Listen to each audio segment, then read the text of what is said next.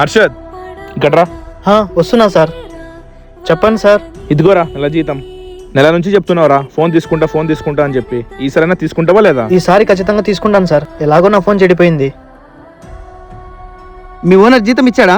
ఇచ్చాడు. చెల్లి fee కట్టాలరా. Sir వాళ్ళు ఫోన్ చేసి ఎలా అంటే అలా మాట్లాడుతున్నారు. నువ్వు ఆ డబ్బులు తీసుకొని వస్తే వెళ్ళి కట్టేద్దాం రా. సరే వస్తున్నా. ఏరా తీసుకున్నావా కొత్త ఫోను? లేదు సార్, తీసుకోలేదు. ఇంట్లో మా నాన్న చెల్లి ఫీజు కట్టాలన్నాడు, అందుకే ఇచ్చేసిన. అవునా? సరే. హర్షద్ ఇట్రా. చెప్పండి అన్నా.